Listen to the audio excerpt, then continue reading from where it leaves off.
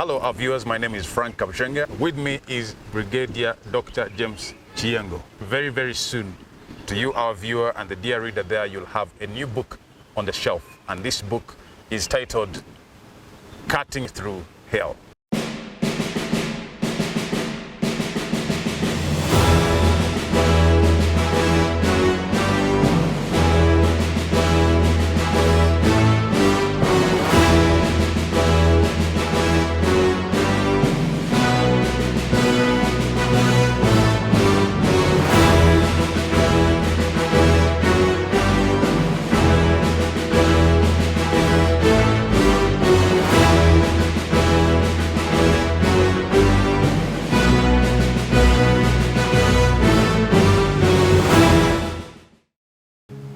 General, I must say that congratulations. Thank you. On a journey that you started.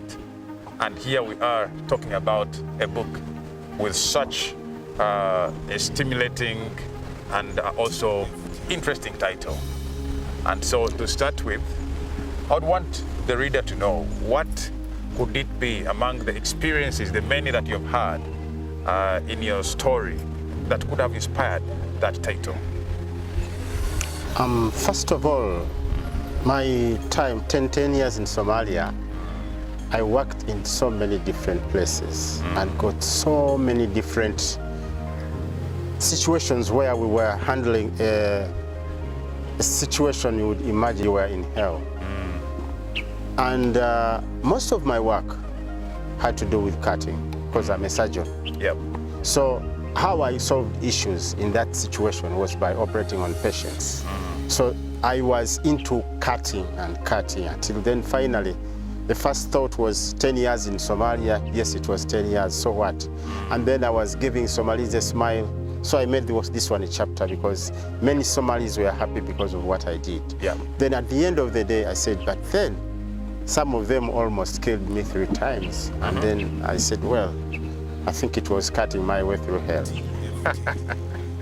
Interesting. Now, that is quite a story, and for the reader out there, you have all reasons to look up for this book.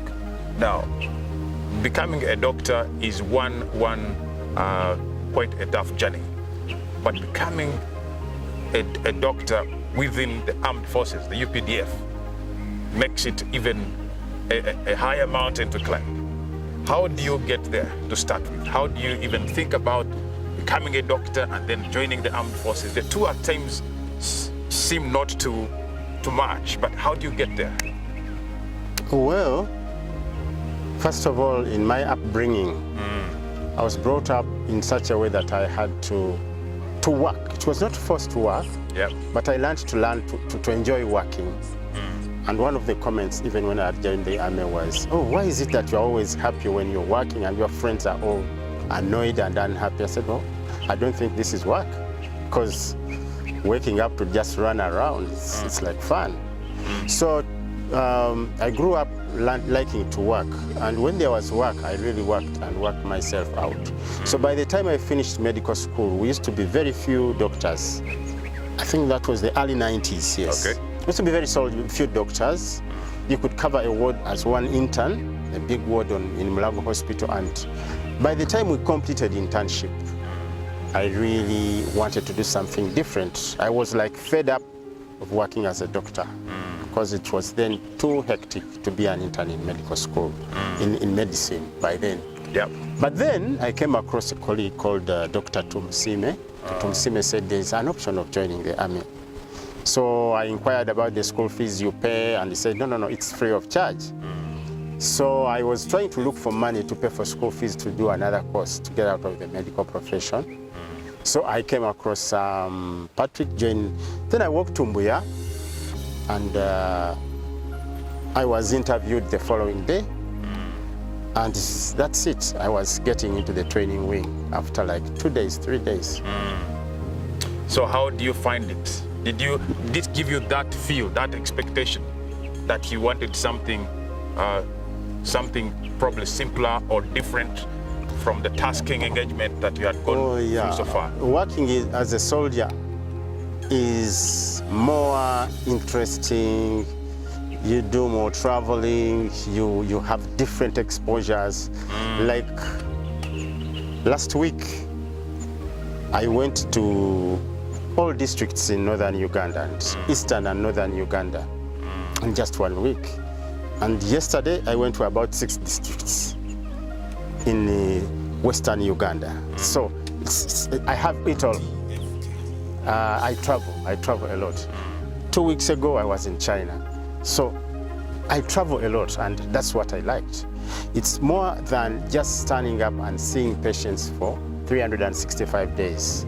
It's mixed up of, yes, you have challenges, you work, but then you have that opportunity to do those other things that are not medical. And almost equally challenging.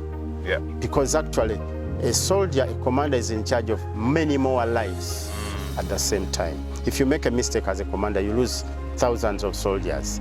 But as a doctor, I'm responsible for 1 life at a go. So it's yes, the responsibility is there, but it's almost in equal balance. Right. Now, you mentioned about the 3 incidences when the people you were treating almost finished your life. Can you pick up just one of those in the summary, just to give us an insight into what it means cutting your way through hell? Oh, yeah, I was teaching in the police academy. I was teaching police officers how to work with doctors in investigating crime. Yeah, that's in Mogadishu. In Mogadishu, yes. Yeah. Which year was that? That was 2018. Okay. So we were in the police academy, and as we were, it was actually at the intelligence headquarters, I think. But the academy had taken me there to teach from there. So it was attacked, and as I was starting to teach, a bomb went off, and that's normal in Mogadishu. No one was appalled. But then, what surprised me, everybody in the class had a gun except me. So everybody pulled out their guns, including the ladies. And the first question was, were you surprised? Did you that's the only thing that surprised me. Everybody had a gun except me. So they said, Dr. Jimis, where is your gun? I said, I don't have a gun. They said, okay, let's get out. So we went out, and these police officers started shooting at the Al-Shabaab guy was coming towards the building. So the man went to another building, and in a few minutes, she blasted the door, entered. A woman jumped out of the 3rd floor, fell down and failed to walk away.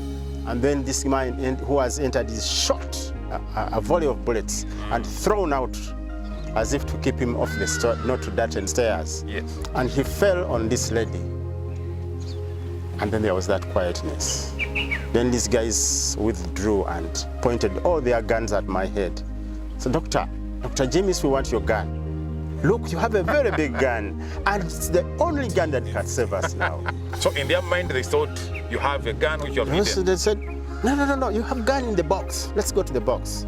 So my other guys, mentor guys, had some guns they're using to train in a metallic box upstairs, which I didn't know about because I was teaching medical legal issues. So then, not before long, I remembered. That time I was really feeling my mouth was salty, sweat was dripping in my armpits, so I picked my phone. I gained my composure, picked my phone. And then he asked, is this a gun? I said, no. You all have guns. I don't have to have a gun. I'm going to call for tanks. So I rang the intelligence officer and told him, oh, we've been attacked, we're at such and such a place, and you need to send us some reinforcement. Then I also rang Bancroft. Said, oh, rang fellow mentors. Then they said, oh, we are sending some drones. We already sent some drones. And so then they said, oh, so you mean for you just call for assistance? I said, yes. Yeah. For me, I'm supposed to coordinate you and the other guys. Yeah. My work is not to pick a gun and look at what you're looking. Yeah. So you are covering that, I do the other part. Then those Somalis spat in their palms and did like this for me. Then I did, and it was over. Wow, that can be a very terrifying moment, really. Yeah. Great. Now, looking at just a snippet into the theater, there is one thing that you mentioned that stands out profoundly, how you supported women who were suffering from fistula. Yes. Just a snippet of how you get into that. Fistula is not a common disease in modern society, Yeah. in contemporary society. And doctors would be lucky to even have ever seen a patient with fistulas. They could usually call up one woman from one village for the exam purpose. And you would just be asked, what do you think is the diagnosis before you touch the patient? And then the smell of urine will tell you that this is likely to be a fistula. And that was almost it all. But then, in Mogadishu, there were so many ladies with this condition. And the first time I met this lady, she was kept away from her friends. She was alone in a corner, flies around. And I said, oh, what's this? So when I got there, of course, I also had the diagnosis.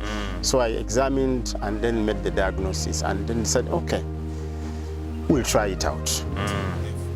So when I did one, many more came. So after doing about 20. And they were being successful. They were healing properly. They healed well, but they still leaked. So when I had done about 20, a lady gynecologist was sent to me, a Somali, to work with her to make them feel like, oh well, they are being worked on by a lady. Yeah. Because Somalis are very sensitive about women, or women working on the women. Yeah. So, and Dr. Aisha Kablo examined the ones I had worked on. I was telling her they had all failed. They said, no, it's about Kegel exercises. Well, I'm not a gynecologist. Yeah. I'm a surgeon. I suture, I cut, I suture. So I had done that very well, but then she gave them exercises and they all healed. Wow. And then later on we were supported by UNFPA, and we did, I think we did over 150. 150. Yeah. Wow. Wow. That is quite interesting. Now, you've got some very interesting badges on your uniform. Yes. I see one to start with. Just a snippet. What is it? How did it come about? What is the story behind it? Our army doesn't give a lot of badges, and ideally every war you fight, you're supposed to have a badge. And there are also badges for exemplary service. So there are also colleges. If you go to level 2 and above colleges, you get a badge for that. Yeah. So if you hear about Chimaka, Senior Command and Staff College, Yes. this is the first badge. Oh. And then And after on achieving that, do you get another rank? Do you get a certificate? Do you get not necessarily. Sometimes you get a rank, okay. but not necessarily. Okay. You can get out and you don't get a rank. Okay. Yeah, it's coupled with other things. Military rank is coupled with other things. You don't just get it. Although, interestingly, as I was in the college, I got a rank. And as I left the college, I got another rank. Which rank did you get when you're still there? I became a lieutenant colonel when I was in Chimaka. And when I left Chimaka, I became a colonel, a full colonel. Okay. Yeah. So then this is a Rotary badge, Paul Harris badge, Okay. which shows that you've donated at least $1,000. I'm a Rotarian. In Rotary, okay. Yeah. Then this one is AMISOM badge. This is a medal actually. The badge would be like this, but I lost it. This is a medal, AMISOM medal. Anyone who has served and gone through AMISOM would get it. And then this is a badge which represents a medal for exemplary service in UPDF. Ah. Yeah. Okay. So in a nutshell, what would you tell that reader for whom you wrote this book? In a nutshell, what would be your summing up invite to that reader to look out for this book? Oh, Yes. This book tells anyone who can ever be at war, whether you are a civilian, whether you are a soldier, what kind of life a soldier goes through or a civilian goes through. What are the expectations? Life can turn upside down. It tells stories about women with children who go to schools they don't know. Women with children who stop their own children from going to school and leave their co-wives' children to go to school because it's so dangerous. It tells you what can happen to even the civilian and the soldier. It's about soldiering, really. The life of a soldier at home before he goes to war, during the war, and after the war. The minds, what goes in the minds of the soldier is what this book tells you. Then, most important for the doctors out there, this book has a lot of things that could go into a PhD thesis. Yep. Ideas, war gives you an opportunity to do what you wouldn't do in civilian life. Yes. Like operating on 100 patients in one day. That's a cake you can never have. It's 100. Only for us soldiers to have that chance. Moreover, in an environment that is not as suitable as it would be in Mulago or in a private clinic. And then you find yourself having much fewer drugs than you would need. And that's the time you realize, oh, wait a minute. One bottle can treat a patient instead of 10. And how do I make that work?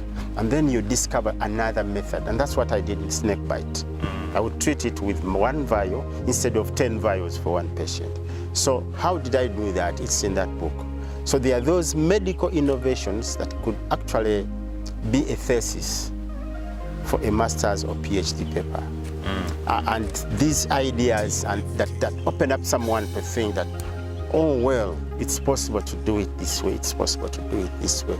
How can I manage to turn this around? How can I reorganize this hospital to overcome this challenge? That's what the book is about for the doctors. Wow. For the commander, it's strategy. Yeah. How do I use the doctor? How best can I use my doctor? That's for the commander and the politician. Then for the soldiers, what do you expect from your doctor? Yes. He's not supposed to be directing the ambulance driver to carry you away. So that's what the book is about. Great. Thank you very much, sir. And to our viewers and the readers out there, personally, I see Dr. Chiyengo coming our way with the other side of the story. Well, we know that when a war starts, all we want to hear, especially as the civilians, is when is it ending? So we know we need guns, we need bullets, we need strong armed forces, the army should be paid well, but we never remember that there is a doctor out there who is taking care of their health, of the casualties, of those who have fallen and need to get back through the systems of health and medical treatment. And so General Chiyengo comes our way with a very interesting story, giving us the other side of the coin, especially when it comes to the front line. Thank you very much. God bless you. Thank you very much.